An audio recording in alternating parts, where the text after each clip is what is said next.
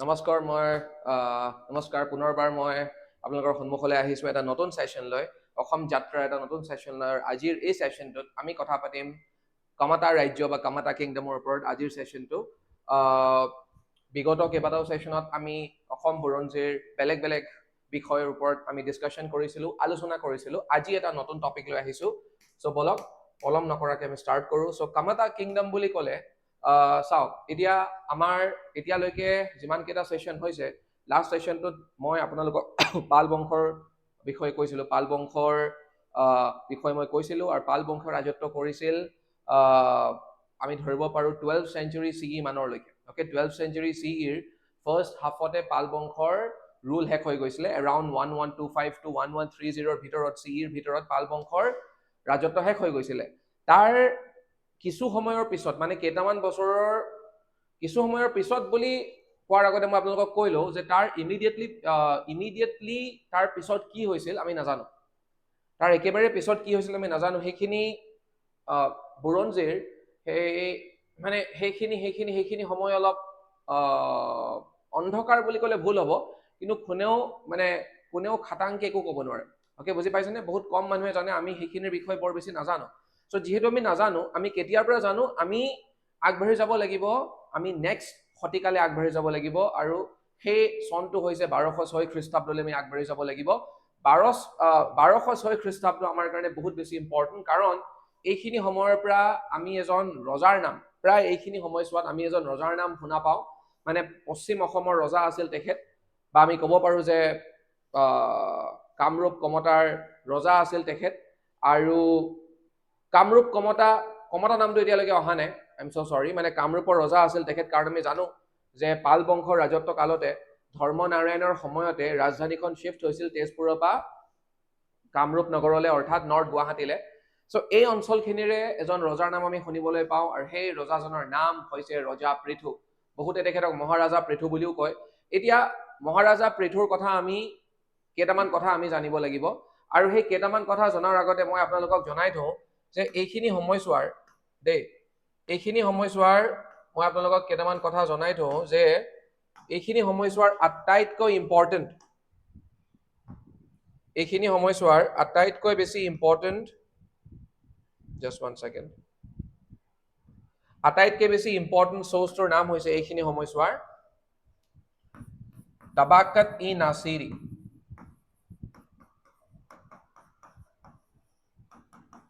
তাবাকাত ই নাছিৰি কোনে লিখিছে মিনহাজ ই সিৰাজে ওকে মিনহাজ ই সিৰাজে এখন কিতাপ লিখি থৈ গৈছে পাৰ্চিয়ান কিতাপ হয় এখন ওকে পাৰ্চী ভাষাত লিখিছে পাৰ্চিয়ান ভাষাত লিখা এখন কিতাপ মিনহাজে সিৰাজে তাবাকাত ই নাছিৰি আৰু এই কিতাপখনত মিনহাজে সিৰাজে এই কিতাপখন আমাৰ বাবে কিয় ইম্পৰ্টেণ্ট কাৰণ এই কিতাপখনে অসমখনক তিনজন মানুহে এই শতিকাটোত আক্ৰমণ কৰিছিল আমি এই তিনটা আক্ৰমণকে ফাৰ্ষ্ট 3 ইছলামিক ইনভেশনছ বুলি কওঁ প্ৰথম আক্ৰমণটো হৈছিল 1206 খ্ৰীষ্টাব্দত অৰ্থাৎ CE দ্বিতীয়টো হৈছিল 1227 খ্ৰীষ্টাব্দত আৰু তৃতীয়টো হৈছিল 1257 CE এই তিনটা ইনভেশন কৰিছিল বেলেগ বেলেগ মানুহে আৰু এই তিনিওটা ইনভেশনৰ কথা লিখা আছে এই কিতাপখনত ওকে তাবাকাত ই নাছিৰিত লিখা আছে আৰু তাবাকাত ই নাছিৰি নামৰ কিতাপখনৰ লেখকৰ নাম হৈছে মিনহাজে সিৰাজ পাৰ্চিয়ান কিতাপ হয় ঠিক আছে সো এতিয়া আমি আৰম্ভ কৰিম 1206 খ্ৰীষ্টাব্দত সো 1206 খ্ৰীষ্টাব্দৰ কথা কি লিখিছে এই কিতাপখনত লিখিছে যে 1206 খ্ৰীষ্টাব্দত যোনজন আক্ৰমণকাৰীয়ে অসমক এটেক কৰিছিল সেইজন আক্ৰমণকাৰীৰ নাম আছিলে বখতিয়াৰ খিলজী ওকে কিন্তু মিনহাজে সিৰাজৰ মতে বখতিয়াৰ খিলজীৰ টাৰ্গেট ৱাজ নট আছাম অসমক টাৰ্গেট কৰা নাছিলে বখতিয়াৰ খিলজীয়ে যাবলৈ বিচাৰিছিল টিবেটলৈ ভায়া আছাম বা অসম হৈ টিবেটলৈ যাবলৈ মন মেলিছিল সেইকাৰণে ৰজা পৃথুৰ পৰা অনুমতি বিচাৰিছিল ৰজা পৃথুৱে তেখেতক নেক্সট ইয়াৰ আহিবলৈ কৈছিল বা অলপ দেৰিকৈ আহিবলৈ কৈছিল যেহেতু ৰজা পৃথুৰ কথা নুশুনিলে আৰু অসমলৈ আহিলে সেইকাৰণে এখন যুদ্ধ হৈছিল আৰু সেই যুদ্ধখনত ৰজা পৃথুৰ মানুহখিনিয়ে অৰ্থাৎ ৰজা পৃথুৱে বখতিয়াৰ খিলজীৰ আৰ্মিক মানে বহুত বেছি বেয়াকৈ পৰাস্ত কৰিছিল আৰু শেষত গৈ তেওঁলোকৰ পানীত হাঁহ নচৰ অৱস্থা হৈছিল ইভেন আমি জানো যে যোনখন ব্ৰিজ পাৰ হৈ আহিছিল সেই ব্ৰিজখন জ্বলাই দিয়া হৈছিল ব্ৰিজখন নোহোৱা হৈ গৈছিল যাৰ ফলত উভতি যাওঁতে বখতিয়াৰ খিলজীৰ আৰ্মিৰ এটা বৃহৎ ডাঙৰ অংশ সেই নৈতে ডুবি গৈছিল আৰু কেনেবাকে বাখতিয়াৰ খিলজী সাঁতুৰি নৈৰ সিপাৰে গৈ পাই যদিও বহুত সোনকালে বাখতিয়াৰ খিলজীৰ মৃত্যু হৈছিল চ' এটা বিৰাট বেয়াকে তেখেতক পৰাস্ত কৰোৱা হৈছিল আৰু এই গোটেই কাহিনীটো তোমাৰ মেনশ্যন হৈ আছে তাবাকাতে নাছৰীত। আচ্ছা, এনেকুৱা এটা যে ঘটনা ঘটিছিল তাৰ আৰু এটা প্ৰমাণ আছে আমাৰ হাতত আৰু সেই চ'ৰ্চটোৰ নাম হৈছে কি বুলি কয় কানাই বৰশী বোৱা শিলালিপি বা কানাই বৰশী বোৱা ৰক ইনস্ক্ৰিপশ্যন। নৰ্থ গুৱাহাটীত আছে, ৰজাদুৱাৰ অঞ্চলটোত আছে, তাৰ ওচৰতে মানিকৰ্ণেশ্বৰ মন্দিৰো আছে। ঠিক আছে, চ' ৰজাদুৱাৰ অঞ্চলটোত কানাই বৰশী বোৱা শিলালিপি আছে। তাতো লিখা আছে যে তাত অৱশ্যে এক্সামত এটা কথা সুধিব পাৰে, তাত অৱশ্যে চাকা এৰা ফ'ল' কৰা হৈছে। চ' চাকা এৰাৰ মতে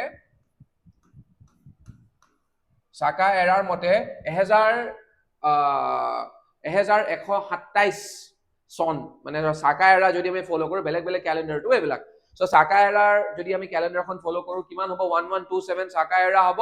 আৰু ইয়াকে যদি আমি ইংলিছ কেলেণ্ডাৰ অৰ্থাৎ গ্ৰিগৰিয়ান কেলেণ্ডাৰলৈ যদি আমি ট্ৰান্সলেট বা কনভাৰ্ট কৰোঁ তেনেহ'লে কিমান হ'ব? 1206 খ্ৰীষ্টাব্দ। সেইকাৰণে মই তোমালোকক 1206 খ্ৰীষ্টাব্দ বুলিয়ে কৈছিলো। চ' ইয়াত লিখা আছে যে 1206 খ্ৰীষ্টাব্দত কি হৈছিলে? 1206 খ্ৰীষ্টাব্দত তুৰ্কীসকলক অসমীয়া আৰ্মীয়ে পৰাস্ত কৰিছিল। এই লাইনটো লিখা আছে, বৃহৎ ডাঙৰ এটা শিল, সেই শিলটোত যেনিবা আৰু দুখন শিলালিপি আছে, কিন্তু সেই দুখন শিলালিপি আহোম যুগৰ হয়। মই এতিয়া সেই দুখন শিলালিপিৰ কথা কোৱা নাই, মই ইনস্ক্ৰিপশ্যন নম্বৰ 1ৰ কথা কৈছো। চ' সেইকাৰণে আমি এই দুটা চ'ৰ্চৰ জৰিয়তে আমি গম পাওঁ যে ৰজা পৃথুৱে কেনেকে বাখতিয়াৰ খিলজীক পৰাস্ত কৰিছিল। ঠিক আছে, এতিয়া ৰজা পৃথুৰ যদি মই তোমালোকক আৰু দুটামান কথা কওঁ, ৰজা পৃথুৰ আন এটা নাম হৈছে কি জানানে? ৰজা পৃথুৰ আন এটা নাম হৈছে বিশ্বসুন্দৰ দেৱ বুলি স্কলাৰসকলে কয়। এই নামটো আমি পাওঁ ক'ত? এই নামটো আমি পাইছো গছতল ইনস্ক্ৰিপশ্যনত। ৰজা পৃথুৱে স্কলাৰসকলৰ মতে ৰজা পৃথুৱে এখন ইনস্ক্ৰিপশ্যন ইছ্যু কৰি গৈছিল, আমি নগাঁৱৰ পৰা উদ্ধাৰ কৰিছো। আৰু সেই শিলালিপিখনত আমি এটা নাম পাইছো, সেই নামটো হৈছে তোমাৰ বিশ্বসুন্দৰ দেৱ। আৰু সেই বিশ্বসুন্দৰ দেৱ অইন কোনো নহয় ৰজা পৃথু হয় বুলি আমি ধৰি ল'ব পাৰো। ইয়াৰ ওপৰঞ্চি মই আপোনালোকক কৈ থওঁ, ইয়াৰ ওপৰঞ্চি যোগিনী তন্ত্ৰইও আমাক এটা নাম দিয়ে, জল্পেশ্বৰ নামটো দিয়ে আমাক যোগিনী তন্ত্ৰই। আৰু যোগিনী তন্ত্ৰৰ মতে জল্পেশ মন্দিৰ অৰ্থাৎ এটা শিৱ মন্দিৰ আছিল বৰ্তমানৰ যোনখিনি জলপাইগুৰি। ইনফেক্ট জলপাইগুৰি নামটোৱে তেনেকে আহিছে। সেই জল্পেশ মন্দিৰটো অলপ ধ্বংস হৈ গৈছিলে, মানে অলপ ভঙা চিঙা অৱস্থাত আছিল সেইখিনি টাইমত। আৰু সেই তোমাৰ কি বুলি কয় জল্পেশ মন্দিৰটো পুনৰ নিৰ্মাণ কৰিছিল ৰজা পৃথুৱে, আৰু সেইকাৰণে ৰজা পৃথুৰ নাম হৈ পৰিছিল জল্পেশ্বৰা।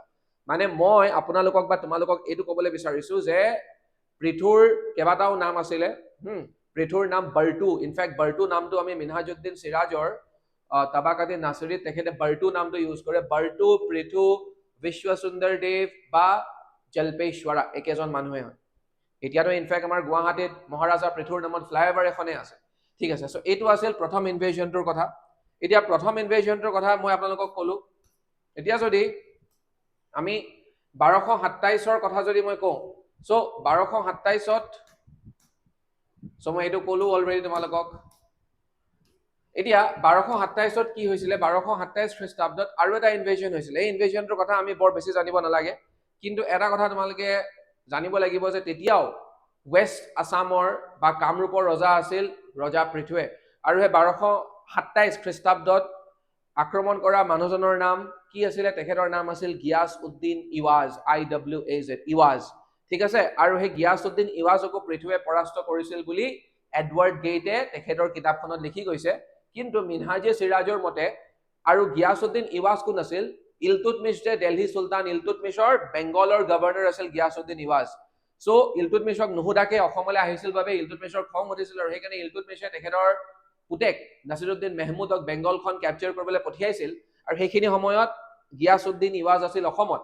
চ' যেতিয়া গম পালে যে বেংগল কেপচাৰ কৰিবলৈ আহি আছে, ততালিকে উভতি আহিল বেংগললৈ। আৰু সেইকাৰণে সেই যুদ্ধখন ভালকে হ'ব নাপালে বুলি মিনহাজুদ্দিন চিৰাজে কয়, আৰু সেইকাৰণে মানে উভতি আহিল বুলি কয়। কিন্তু এডৱাৰ্ড গেইটে তেখেতৰ কিতাপত লিখি থৈ গৈছে যে পৃথুৱে পৰাস্ত কৰিছিল বাবেহে অসমৰ পৰা উভতি আহিছে। চ' যি কি নহওক, এটা কথা খাটাং যে সেই ইনভেশ্যনটো বা সেই আক্ৰমণটো সফল হৈ নুঠিলে। অকে, তেতিয়াও পৃথুৱে ৰজা আছিল। আমি আগবাঢ়ি যাওঁ 1257 CE যোনটো আক্ৰমণ হৈছিল, তেতিয়া পৃথু ৰজা নাছিল। তেতিয়া কামৰূপৰ ৰজা আছিল ৰজা সন্ধিয়া। অকে, কোন আছিল ৰজা? কামৰূপৰ ৰজা আছিল ৰাজা সন্ধিয়া বা ৰজা সন্ধিয়া। আৰু তেতিয়া আক্ৰমণ কৰিছিল তুগৰিল খান, মালিক মহম্মদ তুগৰিল খান, আৰু বহুতে উজবেক বুলিও কয়। অকে, তুগৰিল খান, মালিক উজবেক বুলিও কয়। সো তুগৰিল খান মালিক উজবেগে এটেক কৰিছিল 1257 ইনিশিয়েলি অলপ সফলতা অৰ্জন কৰিছিল কিন্তু সন্ধিয়াই তেখেতক পৰাস্ত কৰিছিল মানে ধৰা কি বুলি কয় অৱশেষত গৈ সন্ধিয়াই আকৌ আপাৰ হেণ্ড পাই গৈছিল সন্ধিয়াই সেই আৰ্মিটোক পৰাস্ত কৰিলে আৰু সেই আৰ্মিটোক সন্ধিয়াই পৰাস্ত কৰাৰ পিছত সন্ধিয়াই এটা বিৰাট ডাঙৰ ডিচিশন লৈছিল আৰু সেই ডিচিশনটো কি জানেনে কামৰূপ ৰাজ্যৰ ৰাজধানীখন পুনৰবাৰ শিফ্ট কৰিছিল সন্ধিয়াই কামৰূপ ৰাজ্যৰ ৰাজধানীখন পুনৰ সন্ধিয়াই শিফ্ট কৰি কলে নিছিল কমতাপুৰলৈ নিছিলে কলে নিছিলে কমতাপুৰ অৰ্থাৎ গোৱালপাৰাৰ ওচৰৰ এটা অঞ্চললৈ ৰাজধানীখন নিলে কিয় নিলে এইটো ভাবি নিছে মেবি যে এতিয়াৰ পৰা আক্ৰমণ হ'বলৈ নিদিওঁ যদি কোনোবাই আক্ৰমণ কৰে মই এইখিনিতে ৰখাম আৰু আগবাঢ়ি আহিব নিদিওঁ কাৰণ যদি আপোনালোকে যদি মই যদি অলপ অসমখনৰ যদি বিষয়ে আপোনালোকক কওঁ চ' আপোনালোকে যদি মানি লয় যে নৰ্থ গুৱাহাটী যদি এইখিনি মানত আছে বা গুৱাহাটী যদি এইখিনি মানত আছে পৃথিৱীয়ে কি সন্ধিয়াই কি কৰিছে সন্ধিয়াই ৰাজধানীখন ৱেষ্টৰ ফালে শিফ্ট কৰিছে ৱেষ্টৰ ফালে কাৰণ গোটেইবিলাক আক্ৰমণ ওকে ৱেষ্টৰ পৰাই হৈ আছে বেংগলৰ চাইডেদি হৈ আছে চ' ৰজা সন্ধিয়াই ভাবিলে মই ইয়ালৈ আহিবই নিদিওঁ তেওঁলোকক মই ইয়াতে তেওঁলোকক আগভেটা দিম সেই বুলি ভাবি তেখেতে কেপিটেলখন শিফ্ট কৰিলে কলে কমতাপুৰলৈ শিফ্ট কৰিলে কলে শিফ্ট কৰিছে কমতাপুৰলৈ শিফ্ট কৰিছে আৰু এই ঘটনাটো কেতিয়া ঘটিছিল 1257 চিগিত আৰু তেতিয়াৰে পৰা ৰাজ্যখনৰ নাম অলপ আমি বেলেগকে কোৱা আৰম্ভ কৰোঁ আৰু সেই কামৰূপ ৰাজ্যখন হৈ পৰে কমতাপুৰ কামৰূপ বা কমতা ৰাজ্য বুলিও আমি বহুতে কওঁ সেইকাৰণে এই ক্লাছটোৰ বা এই টপিকটোৰ নামেই হৈছে কমতা কিংডম এতিয়াৰ পৰা মানে কমতা ৰাজ্য আৰম্ভ হ'ব ওকে কমতা ৰাজ্য আৰম্ভ হৈছিল ৰাজধানীখন শিফ্ট কৰাৰ লগে লগে বুলি স্কলাৰসকলে কয় আৰু সেইকাৰণে এইখিনি সময়ৰ পৰাই সেইখন ৰাজ্যৰ ৰজাবিলাকে নিজকে এটা আখ্যা বা নিজকে এটা টাইটেল দিয়া আৰম্ভ কৰিব আৰু সেই টাইটেলটো হৈছে কমতেশ্বৰ মানে কমতাৰ ঈশ্বৰ ঠিক আছে আমি এইখিনি কথা জানিব লাগিব খুব ইণ্টাৰেষ্টিং ইয়াৰ পিছত মই তোমালোকক কৈ থওঁ যে এক্সেক্টলি ইয়াৰ পিছত মানে পৃথু আৰু সন্ধিয়া একেটা বংশৰ হয় তেওঁলোকৰ বংশৰ আমি নামো নাজানো এক্সেক্টলি তাৰ পিছত মানে ৰজা সন্ধিয়াৰ পিছত তেখেতসকলৰ বংশৰ কোনজন মানুহ ৰজা হৈছিল নহৈছিল আমি একো নাজানো কিন্তু আমি এটা কথা জানো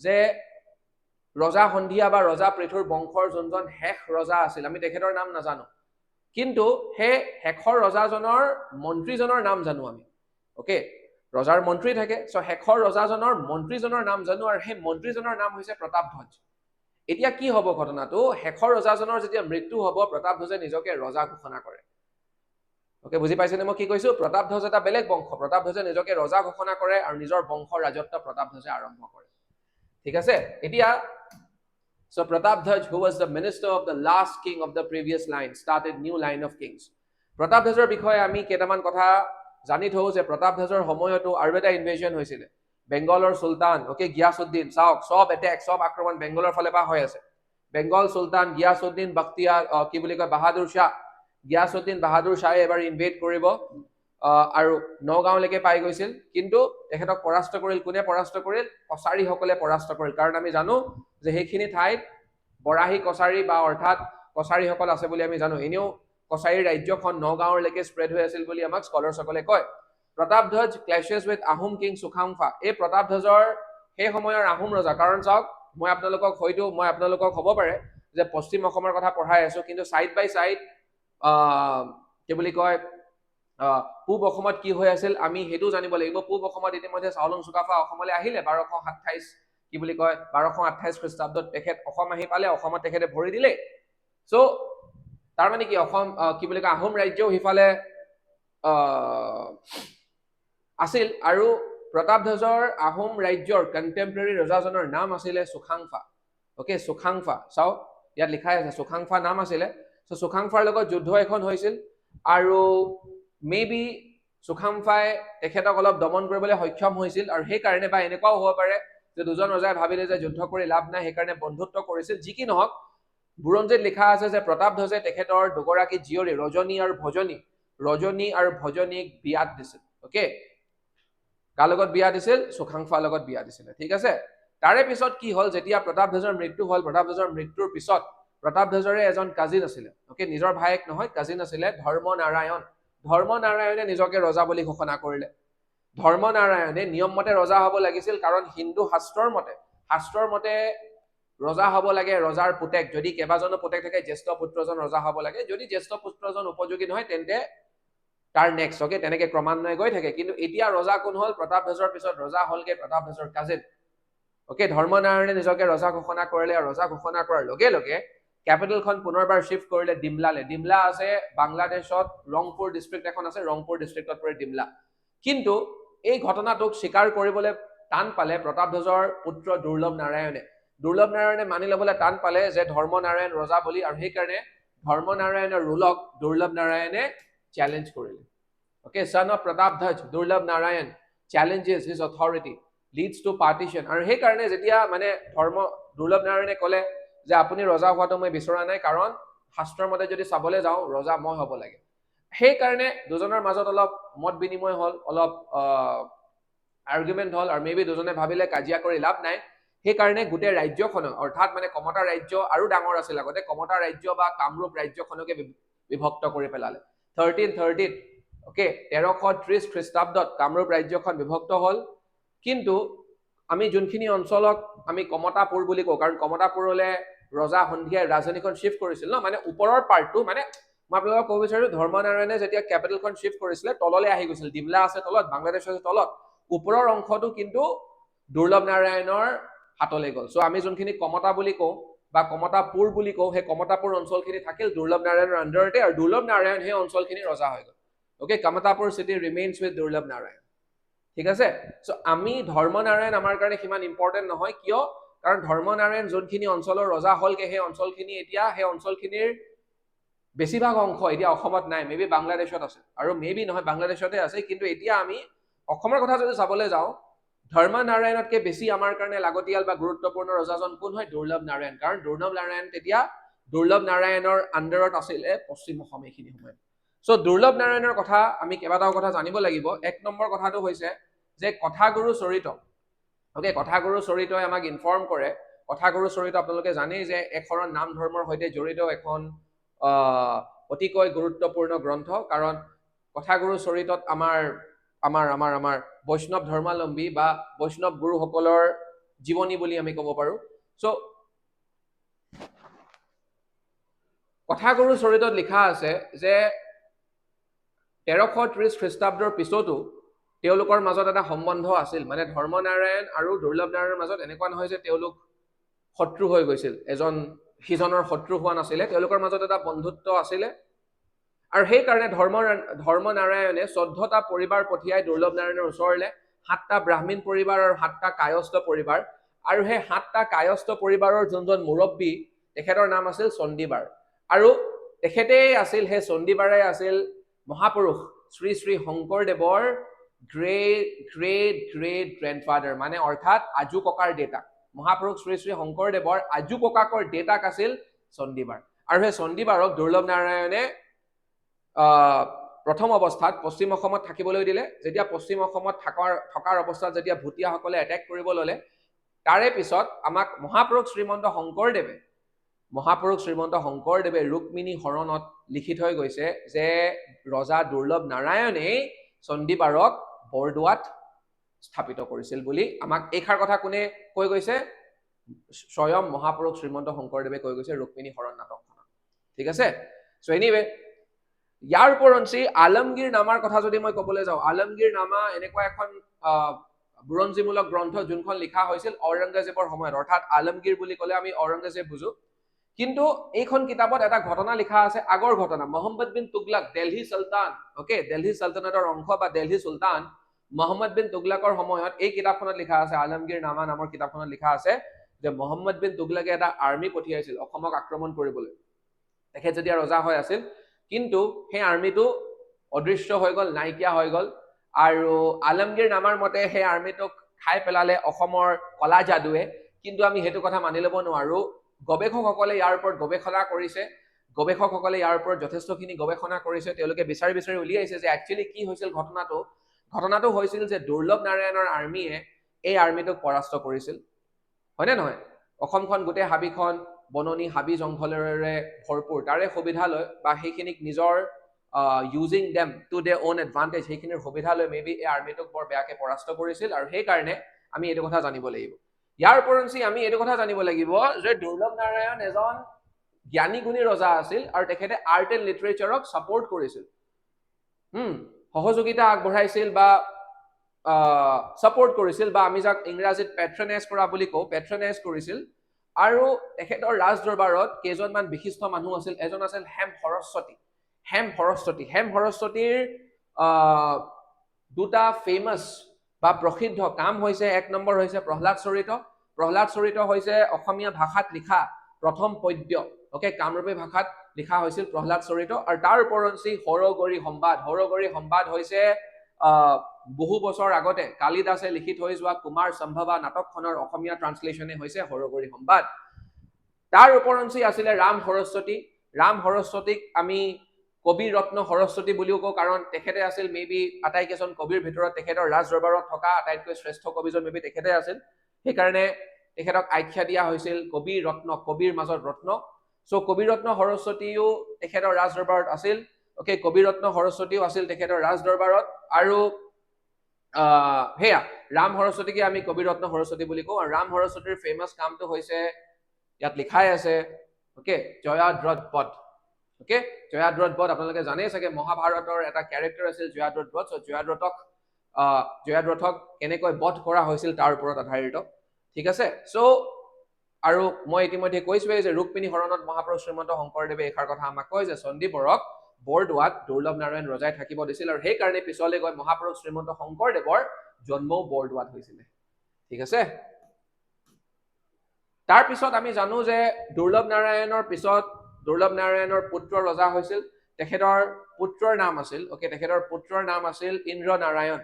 ইন্দ্ৰ নাৰায়ণ তেখেতৰ পুত্ৰৰ নাম আছিল। ইন্দ্ৰ নাৰায়ণ তেখেতৰ পিতৃৰ দৰে মেবি শক্তিশালী নাছিল। সেইকাৰণে চুলতান চিকান্দাৰ শ্বাহ অফ বেংগল, মানে চুলতান চিকান্দাৰ শ্বাহ অফ বেংগল, এই বেংগলৰ আমি যাক চুলতান কৈ আছো কোন হয়? তেওঁলোক আচলতে দেলহিৰ গভৰ্ণৰ আছিলে। দেলহিত যেতিয়া বহি থকা ৰজাজন কম শক্তিশালী হৈ যায়, এই গভৰ্ণৰ বিলাকে নিজ ইচ্ছা মতে কাম কৰা আৰম্ভ কৰি দিয়ে, বা নিজকে স্বাধীন বুলি ঘোষণা কৰি দিয়ে।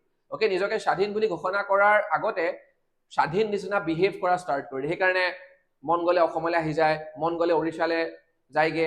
চ' আমি তেওঁলোকে নিজে লোৱা তেওঁলোকে নিজকে চুলতান ক'ব ল'লে। তেওঁলোকে সঁচা অৰ্থত তেওঁলোক চুলতান নাছিলে, কাৰণ তেওঁলোকৰ ওপৰত এজন ৰজা আছিলে, কিন্তু সেই ৰজাজন কম শক্তিশালী হৈ যোৱাৰ কাৰণে তেওঁলোক স্বাধীন আৰু তেওঁলোক শক্তিশালী হৈ গৈছিল, অধিক শক্তিশালী হৈ গৈছিলে। চ' তেনেকুৱা এজন চুলতান চিকান্দাৰ শ্বাহে এবাৰ চুলতান চিকান্দাৰ শ্বাহে এটেক কৰে। ইন্দ্ৰ নাৰায়ণ তেতিয়া অসমৰ বা কামৰূপ ৰাজ্যৰ ৰজা, আৰু একেবাৰে নগাঁওলৈকে গৈ পাইছিল, কাৰণ আমি এই চুলতানজনে ইছ্যু কৰা আমি কিছুমান মুদ্ৰা পাইছো নগাঁৱৰ পৰা। কিন্তু এই চুলতানজনক পৰাস্ত কৰিছিল 3টা ফ'ৰ্চ একেলগ হৈ গৈছিল, আৰু সেই 3টা ফ'ৰ্চৰ নাম হৈছে ইন্দ্ৰ নাৰায়ণৰ আৰ্মি, ভূঞাসকল। তেতিয়া ভূঞাসকল সিঁচৰিত হৈ আছিল। মানে ভূঞাসকলৰ যদি মই কথা ক'বলৈ যাওঁ, ভূঞাসকল মেইনলি নগাঁৱৰ পৰা আৰম্ভ হয়। তেওঁলোক বেলেগ বেলেগ পাৰ্টছত সিঁচৰিত হৈ আছিলে, মানে বেলেগ বেলেগ অংশ তেওঁলোকৰ এজন ভূঞাৰ আণ্ডাৰত আহে। মানে ভূ শব্দটোৰ অৰ্থই হৈছে মাটি। চ' তেওঁলোক মানে অজস্ৰ মাটিৰ অধিকাৰী। চ' বেলেগ বেলেগ অঞ্চলত বেলেগ বেলেগ ভূঞা থাকে, কিন্তু বহিৰাগত যদি কোনোবা ফ'ৰ্চে অসমখনক এটেক কৰে, তেওঁলোক ইউনাইট হৈ যায়। চ' সেই ভূঞাসকল ইউনাইট হৈ গৈছিল, আৰু সেই ইউনাইটেড ভূঞা ফ'ৰ্চটো কাৰ লগত লগ হৈছিলে? ইন্দ্ৰ নাৰায়ণৰ যোনটো আৰ্মি আছিল তাৰ লগত লগ হৈছিল। তাৰ উপৰঞ্চি সেই অঞ্চল টুকুৰাত এজন ৰজা আছিল, মহামাণিক্য ৰজাৰো আৰ্মি আছিল। এই 3টা ফ'ৰ্চে লগ লাগি চুলতান চিকান্দাৰ শ্বাহৰ আৰ্মিটোক পৰাস্ত কৰিছিল। আৰু যিহেতু এটা কথা স্পষ্ট হৈ পৰিল যে ইন্দ্ৰ নাৰায়ণ সিমান শক্তিশালী নহয়, শক্তিশালী হোৱা হয়তো নগাঁওলৈকে আহিবই নোৱাৰিল হয়, হয়নে নহয়? তোমাৰ চিকান্দাৰ শ্বাহৰ ফ'ৰ্চ শক্তিশালী হোৱাহেঁতেন বাকী কেইটা ফ'ৰ্চৰ হেল্প নালাগিল হয়। কিন্তু যিহেতু মেইনলি ভূঞা আৰু মহামাণিক্যৰ আৰ্মিটোৱে পৰাস্ত কৰিছিল বুলি কয় চুলতান চিকান্দাৰ শ্বাহৰ আৰ্মিটোক, সেইকাৰণে এই যুদ্ধখনৰ পিছতে বা চুলতান চিকান্দাৰ শ্বাহক পৰাস্ত কৰাৰ পিছতে ভূঞাসকল শক্তিশালী হৈ গৈছিল বুলি কয়। ভূঞাসকল শক্তিশালী হৈ গৈছিল বুলি কয়, আৰু সেইকাৰণে এজন ভূঞা নেতা আৰিমাত্তাই পাৱাৰলৈ আহিছিল ইয়াৰ পিছত, আৰু আৰিমাত্তাই নিজৰ ৰাজধানীখন পাতিছিল পেটনা, আৰু পেটনা আছে কামৰূপত। চ' আমি সেই আৰিমাত্তাৰ বিষয়ে বৰ বিশেষ একো নাজানো, বিশ্বাস কৰক, নহ'লে মই আপোনালোকক ক'লো আৰিমাত্তাৰ বিষয়ে আমি একো নাজানো। চ' আৰিমাত্তাৰ লগত জড়িত থকা ঢেৰ কাহিনী আছে, কিন্তু সেই কাহিনীবিলাকক আমি আজিলৈকে তথ্য সহকাৰে আমি প্ৰমাণ কৰিবলৈ আমি যিহেতু পৰা নাই, চ' সেইকাৰণে এক্সামৰ ফালৰ পৰা চাবলৈ গ'লে সিমান গুৰুত্বপূৰ্ণ নহয় বুলি মই ভাবোঁ। চ' আজিলৈ ইমানখিনিয়ে থাকক। মই পুনৰবাৰ আপোনালোকক লগ পাম এটা নতুন ছেশ্যনত। জয় অসম, নমস্কাৰ।